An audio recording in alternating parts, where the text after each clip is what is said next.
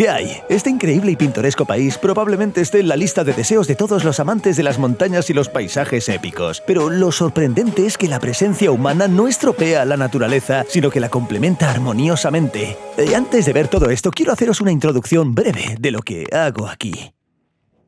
Unos días antes de este viaje, mi amigo Vlad me escribió, el de la agencia de viajes New Way. Están renovando sus actividades de organización y ya han reunido al primer equipo para Noruega. Oye, les queda un lugar en el remolque. Y sí, por supuesto que tengo deseos de ir. Planifico esto desde hace mucho tiempo. Así que decidí no desaprovechar esta oportunidad y cambiar lo agradable con lo útil. Y además de recorrer los lugares más fotografiables del sur de la Tierra de los Trolls, también exploraremos qué experiencias turísticas y sociales merecían la pena en Ucrania. Y también intentaremos descubrir qué lado oscuro esconde este país aparentemente utópico.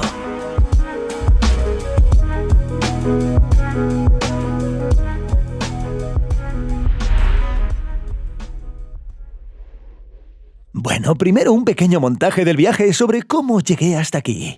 Salí de Lviv y llegué a Poznan en 15 horas, mirando fijamente la ventana del autobús, donde Vlad ya me esperaba en una casa rodante de alquiler.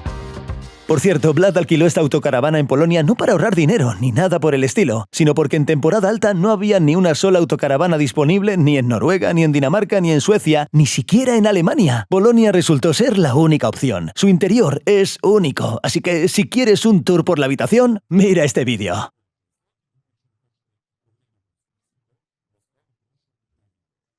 Desde Poznan nos dirigimos al norte hacia Alemania, y lo más destacable es que las carreteras del camino son tan buenas como para trabajar tranquilamente frente al ordenador y no darse cuenta del paso del tiempo, vamos, no enterarse de nada. Todas estas autopistas parecen absurdamente iguales durante muchos kilómetros, como si alguien en SimCity hubiera copiado algunos patrones.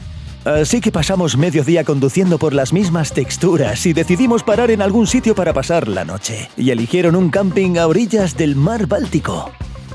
Era sábado y estaba a rebosar de autocaravanas. En general, Alemania es uno de los países líderes mundiales en cuanto a posesión de vehículos. Y vienen aquí con cajas de cerveza y probablemente se queden mirando el mar Báltico porque no me imagino qué más hacer en este lugar.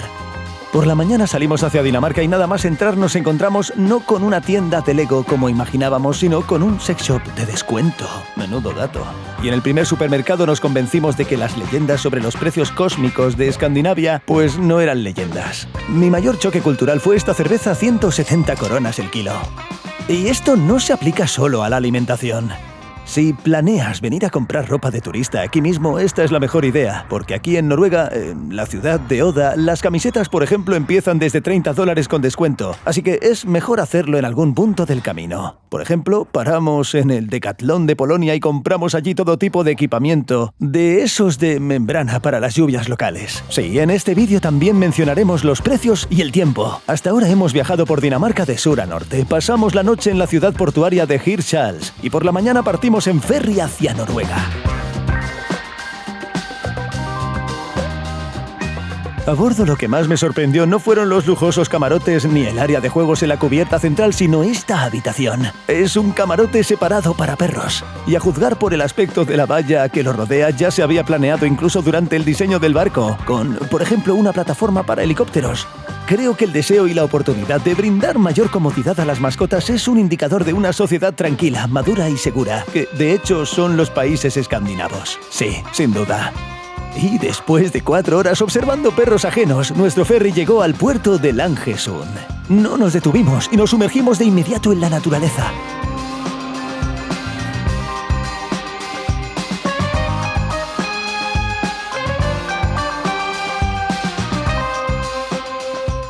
En contraste, justo después de las autopistas germano-polacas, todos estos bosques, rocas y lagos a nuestro alrededor son extremadamente agradables a la vista. Pero veremos todas estas maravillas a medida que avance el viaje, y por ahora llegamos a nuestro primer puesto de control noruego. Bueno, y así fue como terminé los días viajando con Vlad y su grupo en este hermoso campamento casi abarrotado, a pesar de que mañana es lunes. Bueno, es comprensible, ya que es uno de los principales entretenimientos de los europeos. No necesitan tumbarse en el sofá ni ir a un restaurante el fin de semana, porque ellos disfrutan de esta comodidad durante toda la semana.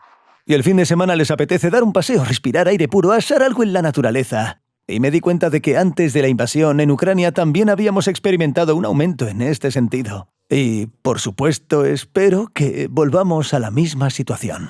Bueno, ahora cenamos un delicioso salmón noruego y nos vamos a la cama para emprender nuestra primera caminata mañana.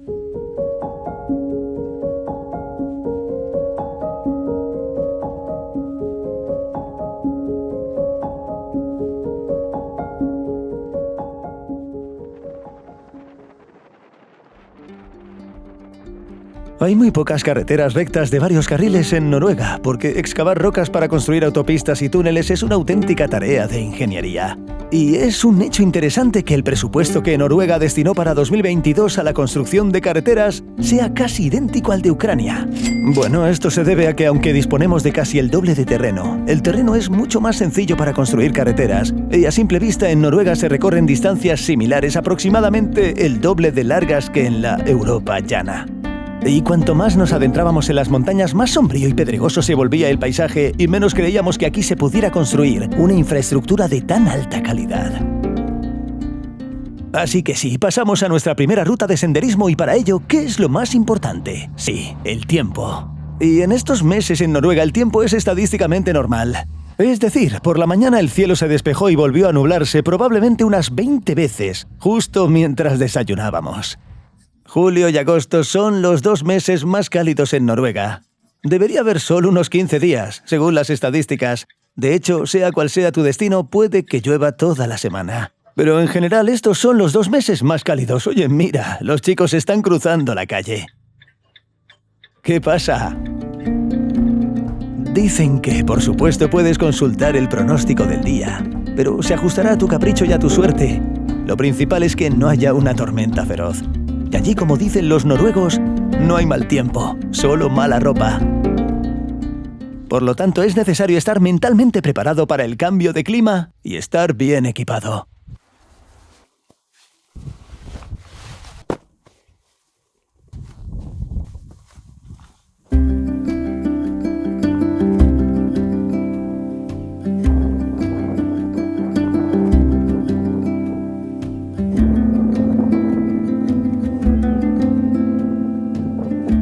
La primera caminata de este viaje directamente al legendario Monte Herag se considera una de las rutas más hermosas de toda Escandinavia. Y al parecer, para no destripar la sorpresa, hay carteles por todas partes. Así que en lugar de vuelos transmitiré la atmósfera del ascenso con un método más tradicional.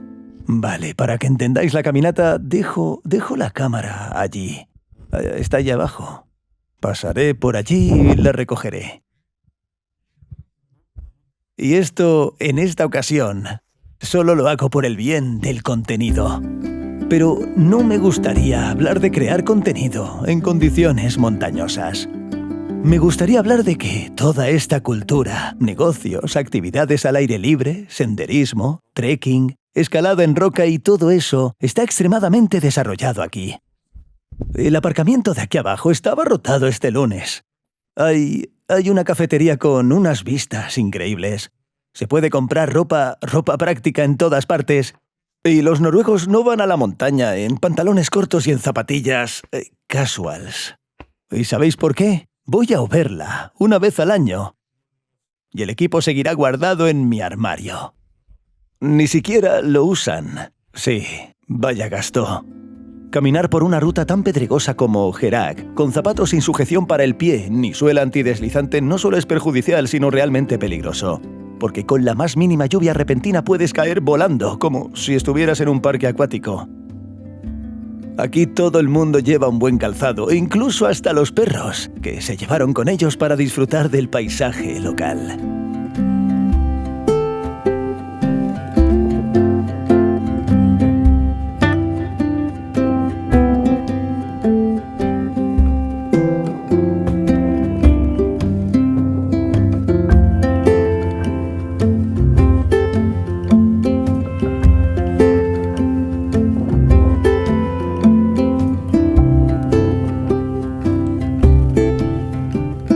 Así que unas 3 horas de caminata por las piedras de Herak, con un ajuste para el movimiento de las cámaras, y el apogeo de esta ruta nos espera en la meta.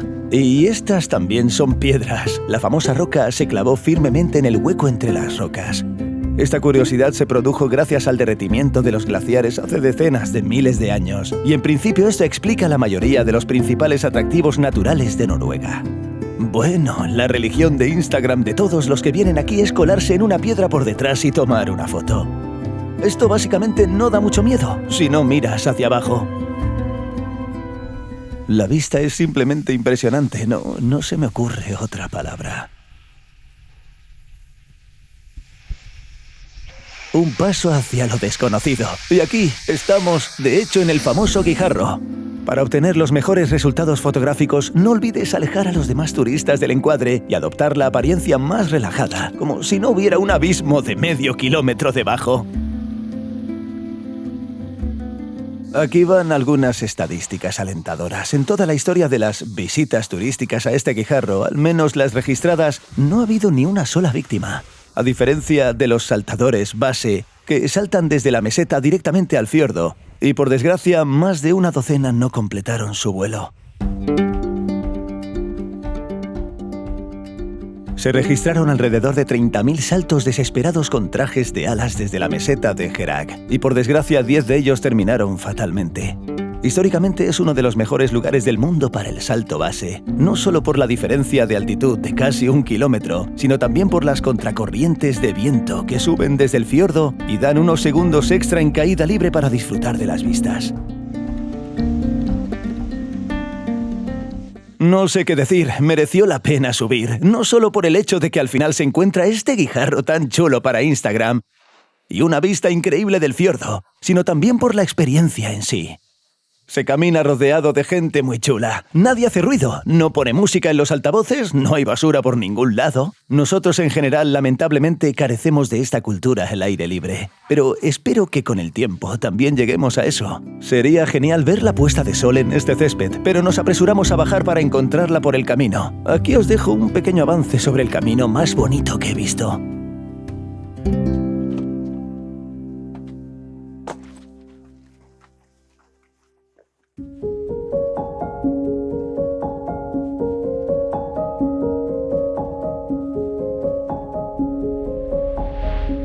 La espectacular carretera de Lysebesen desciende desde Herak. Es otra joya de la ingeniería del país. Esta serpenteante carretera de 36 kilómetros de longitud con 27 curvas cerradas, junto con los fiordos y la montaña, parece una postal noruega.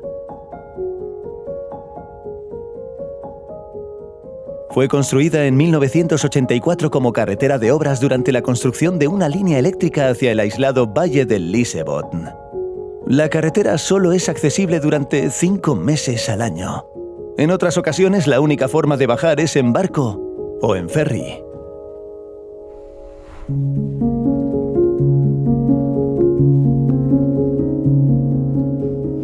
En el pequeño pueblo de Lysebotn, justo a orillas del fiordo del Lyse, hay un camping acogedor y pintoresco.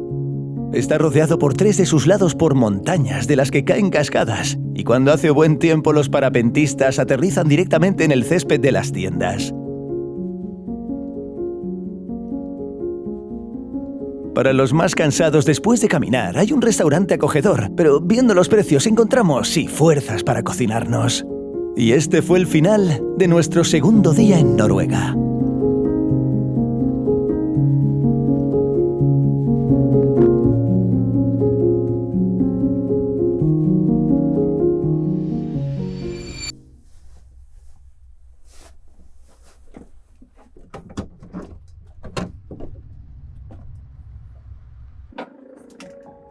Este es el camping más bonito en el que he estado. Y en Noruega es la opción más económica para pasar la noche, ya que para una autocaravana con mucha gente se paga de media entre 30 y 50 euros.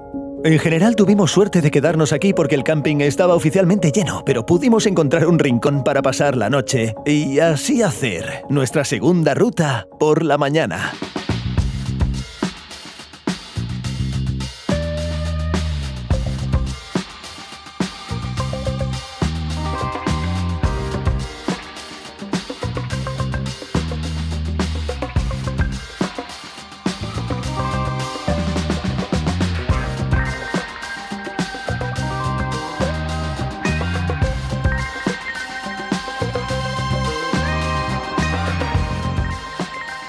De todas nuestras caminatas noruegas, la subida de este día fue la más fácil y espectacular.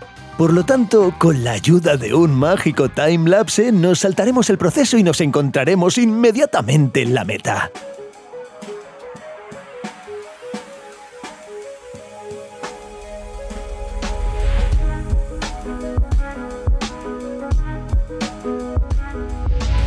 Así llegamos al famoso Preikestolen, un fragmento de roca con una forma casi perfecta de 25 por 25 metros. A finales del siglo XIX, un viajero local lo vio mientras nadaba por el fiordo y decidió venir, y entonces su ingeniosa mente lo bautizó como Iblatona, que significa cepillo de carpintero. Pero la comunidad turística decidió darle un nombre más presentable y de ahí surgió el Preikestolen, o púlpito del predicador.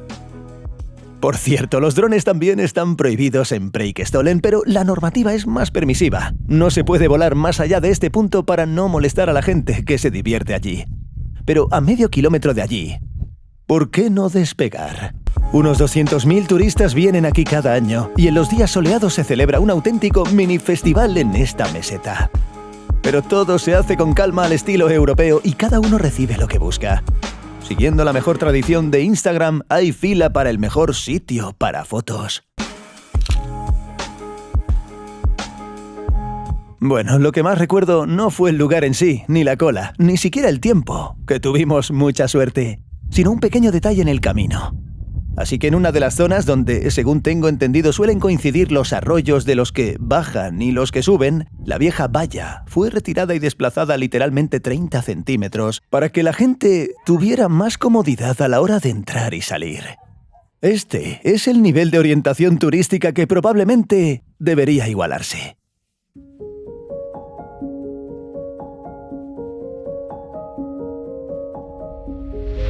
El Preikestolen en sí es impresionante, por supuesto, pero la naturaleza que lo rodea también es preciosa. Aquí verás rocas cubiertas de vegetación que parecen sacadas de un parque jurásico. Y lagos de montaña limpios. Y lo más importante es que a diferencia de, por ejemplo, la misma Islandia, puedes parar aquí con una tienda de campaña casi en cualquier lugar. Y si no fuera por nuestra tienda de campaña con ruedas, sin duda lo haría.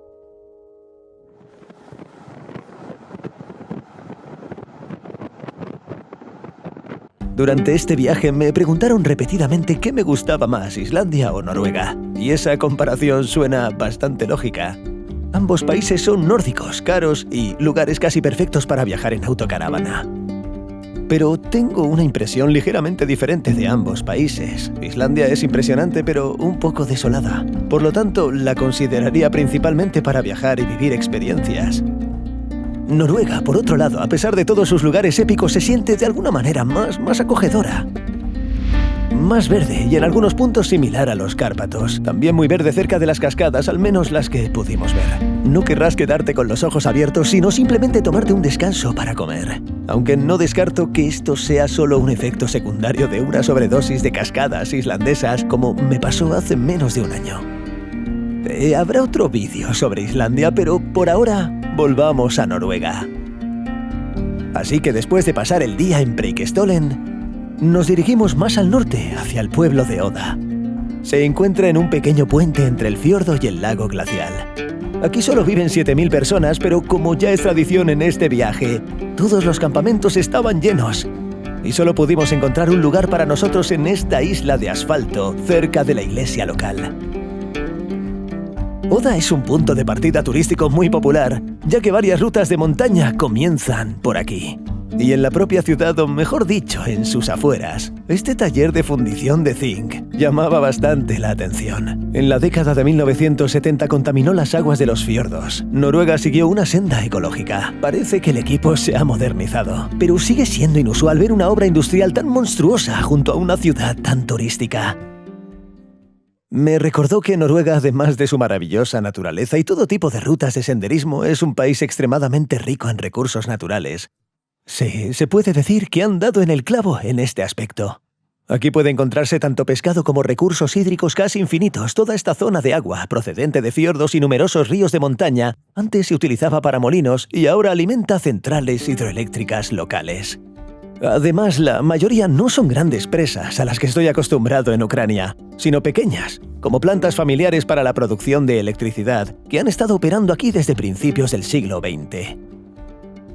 Y por supuesto un montón de petróleo, cuyos beneficios se recaudan mediante un fondo estatal especial y se distribuyen entre todo tipo de inversiones y tecnologías prometedoras. Y me parece que sería muy apropiado adoptar esta experiencia en Ucrania, a nivel estatal, porque nuestro país realmente tiene muchos minerales, pero estos se utilizaron principalmente para enriquecer aún más a los ricos. Pero una institución estatal, así, que multiplicaría estas ganancias, sería muy, pero que muy relevante. Bueno, esta es mi fantasía. Sin embargo, volvamos un poco a nuestro tema de viajes y turismo. Ahora nos vamos a dormir y por la mañana iremos a ver el glaciar local.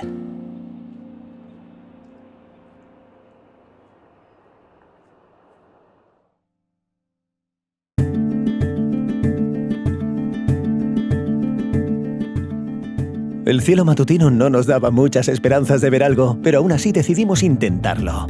Antes de empezar la ruta nos recogió una amable pareja de turistas franceses en su 4x4. El ascenso comenzó por el sendero que estaba formado por tierra y excrementos de vaca. Más adelante nos encontramos con los verdaderos criadores de las preciosas vacas de las Highlands escocesas, que se sienten muy a gusto en las montañas noruegas. Y aquí están los típicos habitantes de la ciudad que veían una vaca por primera vez. La tierra dio paso a piedras resbaladizas y húmedas y a numerosos puentes sobre manantiales de montaña.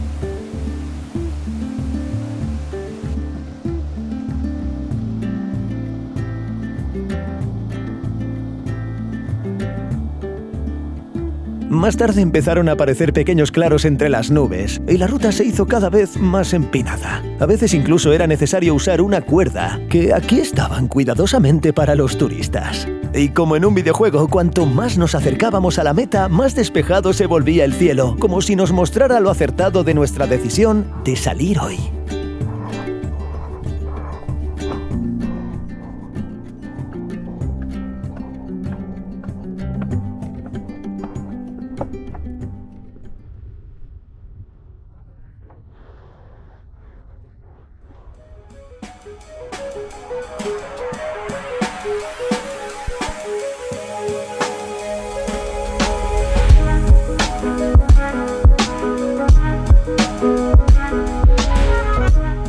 Y así, de hecho, nos acercamos al fondo de pantalla, así que este es Baurubreen, la lengua del glaciar Folgefonna.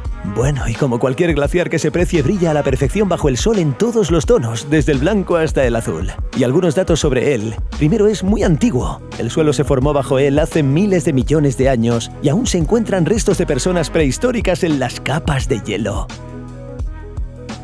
En segundo lugar, lo más interesante para mí personalmente es que al otro lado del glaciar hay una estación de esquí de verano donde entrena el equipo alpino noruego.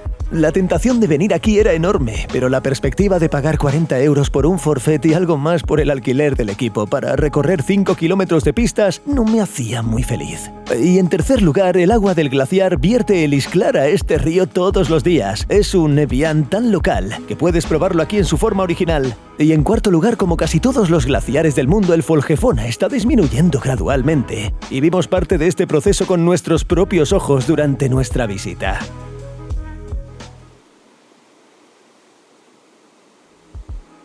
Parecía que esto era solo una gota en el océano para algo tan grande, pero así se veía Baurubreen hace menos de 100 años comparado con su estado actual. Y no se sabe en qué forma sobrevivirá para las generaciones futuras, así que lo disfrutamos mientras exista esta oportunidad. El glaciar es absolutamente precioso y me gustaría hablar un poco más sobre lo que vi allí. Este es un parque nacional, pero antes de que se estableciera su territorio comenzó un pequeño desarrollo turístico. Aparecieron hoteles que, según las autoridades, no existían hace 2 años, algunas carreteras, estacionamientos y eso es todo. Se ha excavado, hay maquinaria de construcción por algún lado, en resumen se respira un poco el ambiente de Dragobrat. Pero estoy seguro de que nadie se atreverá a adentrarse ni un metro en el territorio del parque nacional, ni a hacer nada malo para hacer negocios por aquí. Sin duda, se les va a caer el pelo por todo esto. Y en segundo lugar, parece que la cosa no es demasiado legal. Me parece que en Ucrania también deberíamos adoptar esta concienciación, sin duda. Vale, ahora bajaré a descansar, porque mañana es probablemente la ruta más importante de este viaje.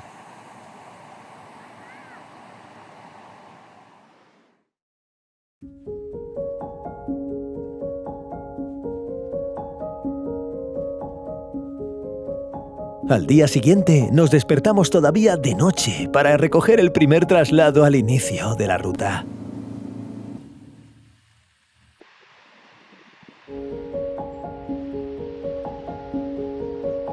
En resumen, puse la cámara con tanta confianza que pensé, bueno, ya está, que empiece.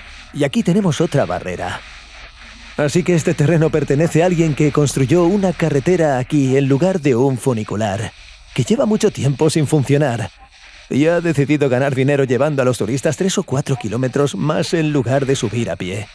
Sí, este es un ejemplo de este tipo de capitalismo turístico tan útil. Bueno, no hay tontos que gasten tiempo y energía extra en esta parte de la subida, así que casi todos están muy contentos de pagar 8 euros y acortar parte del camino. Bueno, es un ahorro de 14 kilómetros. En junio, cuando estuvimos aquí el año 15 o 16, nevó, como se puede entender por la altura de este poste, porque las cabañas que están aquí estaban cubiertas de nieve hasta la cresta.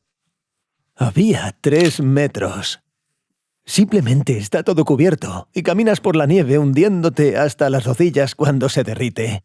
Pareces un Terminator moviendo las piernas constantemente, así. Después de esta historia, el ascenso por la empinada pero al menos firme pendiente se volvió inmediatamente más fácil.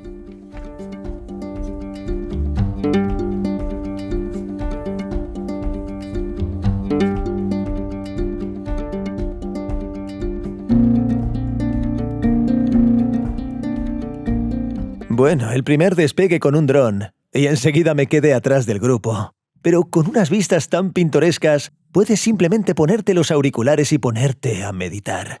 Por cierto, esto sigue siendo terreno privado. Aquí algunas parcelas están marcadas como aptas para acampar, recomendadas para acampar y otras como prohibidas. Bueno, y este es un equilibrio genial. Puedes dejar que la gente disfrute de una noche en la naturaleza y reservar una parte para algo. Seguramente para las generaciones futuras esto cambiará, y la prohibición de acampar ya estará vigente en lugares donde antes estaba permitido. Esta es mi teoría. Puedes elegir lugares geniales para acampar aquí, pero si hace un día tan soleado, mejor escóndete. Hará un calor insoportable y apenas encontrarás sombra. Algunos vienen en caminatas de varios días, pero en mi opinión, un solo día es suficiente para impregnarte de esta ruta.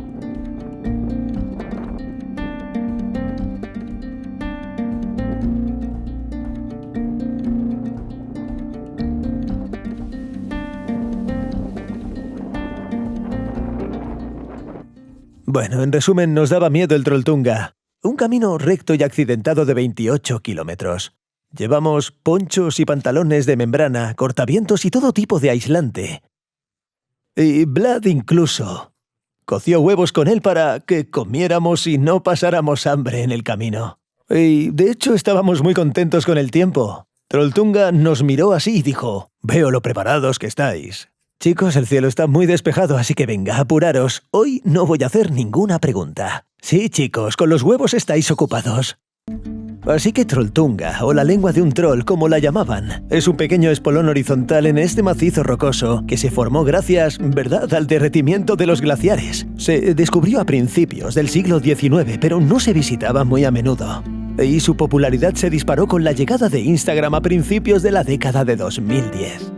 Todos querían escalar hasta aquí para crear contenido. Las organizaciones turísticas locales lo entendieron y en pocos años lo convirtieron en uno de los símbolos de Noruega.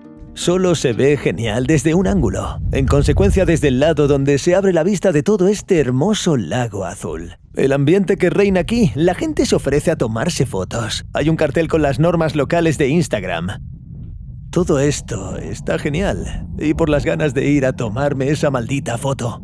En cuanto a obtener el contenido sagrado, hay que hacer cola. Por la mañana hay un poco menos, sí, es una cola pequeña. Pero de nuevo, según las normas locales de Instagram, no se permite pasar más de 1 minuto por persona en la zona frontal. Por lo tanto, la cola avanza muy rápido y literalmente en 10-20 minutos te encuentras cerca de la lengua.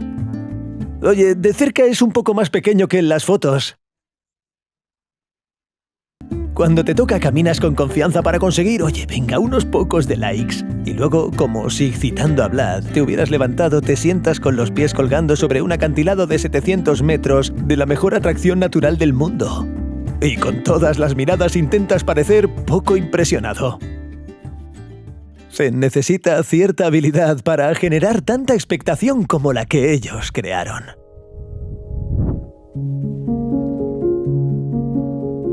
La experiencia de Trolltunga demuestra cómo el poder de las redes sociales puede influir en la asistencia a lugares específicos. Creo que tras la victoria y la reconstrucción, valdrá la pena que Ucrania invierta en dicha promoción y mejora de la infraestructura de nuestros maravillosos lugares. Para que los extranjeros que probablemente vengan a Ucrania no lo hagan solamente por la guerra, sino por nuestra extraordinaria naturaleza, que en algunos lugares incluso puede confundirse con la naturaleza noruega.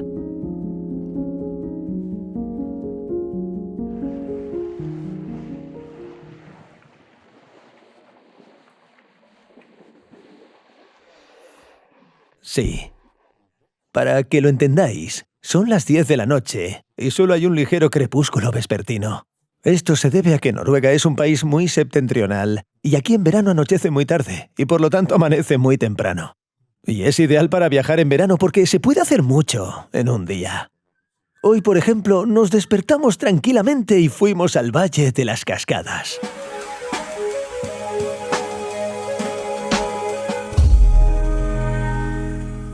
Vale, debería haber una cascada imponente y hermosa por aquí, pero el clima no podía ser así siempre. Así que podéis tomarlo como recompensa por los otros días soleados. Y ahora llegamos a nuestro próximo campamento donde nos relajamos, disfrutamos de la vista del fiordo y comemos salmón local barato.